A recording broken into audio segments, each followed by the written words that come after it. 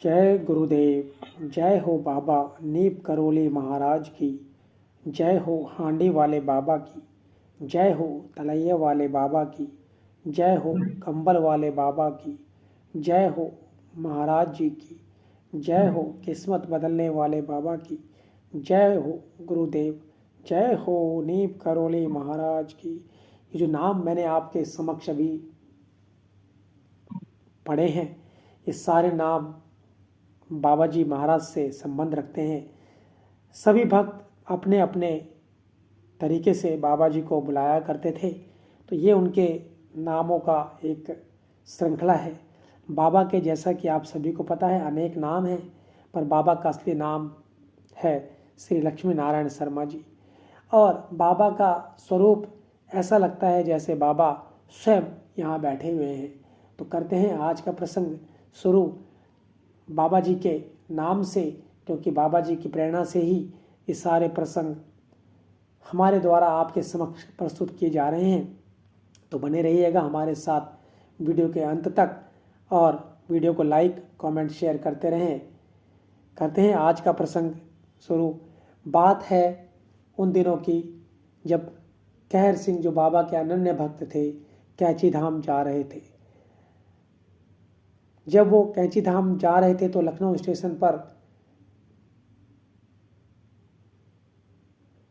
उन्हें दो व्यक्ति मिल गए और उन्होंने बताया कि वे भी वहीं जा रहे हैं, यानी कि वो भी कैंची धाम जा रहे हैं। रेल से ये लोग काठगोदाम गए।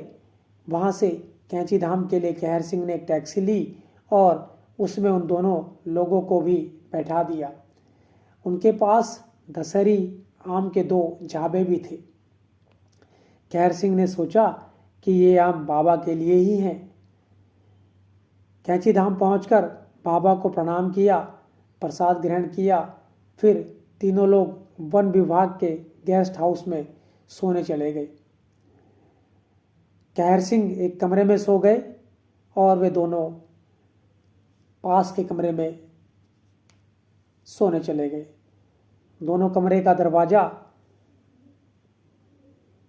का दोनों कमरे में जो है बीच में जो एक दरवाज़ा था जो एक दूसरे को कमरे को जोड़ता था, इसलिए बगल के कमरे से आवाज़ कहर सिंह के कमरे में अच्छी तरह सुनाई दे जाती थी। कहर सिंह को जैसे ही नींद आई तो उसे बगल के कमरे से आवाज़ आ रही थी और दोनों लोग बातें करते करते हंस रहे थे। और इतने में ही कहर सिंह की नींद उचट गई। दोनों लोग हंस हंस कर आम खा रहे थे, यह कहते हुए कि ये हमारे भाग्य में ही थे।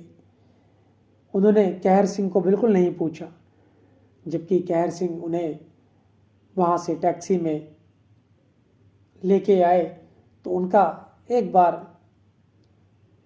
पूछने का फर्ज बनता था। दरअसल ये जो आम थे ये बाबा के लिए नहीं लाए गए थे और ना ही वे लोग बाबा के भक्त थे। ये आम तो डायरेक्टर मेडिकल जो थे उस समय पर, डॉक्टर डी.एन. शर्मा, उनके लिए लाए गए थे। पर हुआ क्या कि लखनऊ स्टेशन पर ही उन दोनों लोगों को पता चला कि डॉक्टर डी.एन. शर्मा नैनीताल से कहीं अन्यत्र चले गए हैं, यानी कि कैंची धाम नैनीताल में, जैसा कि आप सभी लोगों को पता है, तो वहीं डी.एन. शर्मा भी रहते थे, वो कहीं और चले गए थे।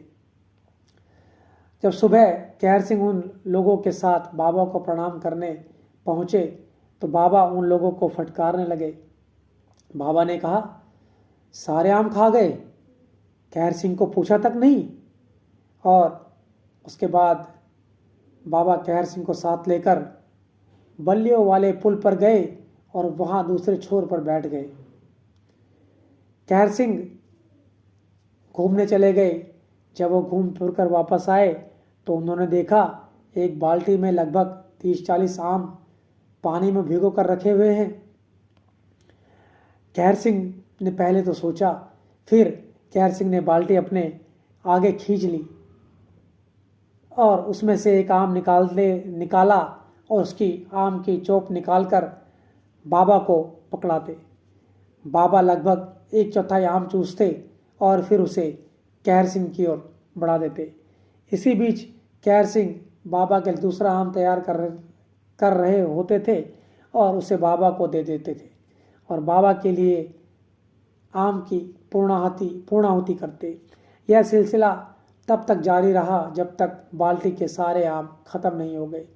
इसी बीच ना कहर सिंह को इस बात का होश था कि उनके हाथ झूठे हैं और ना ही बाबा को उससे कोई वास्ता था। तो बाबा जी महाराज अपने भक्तों की इच्छाओं को इस तरह पूरा करते थे और अगर कोई भक्त उन्हें सच्चे दिल से मानता है था तो वो तो उसका अनन्य भक्त बन जाता था।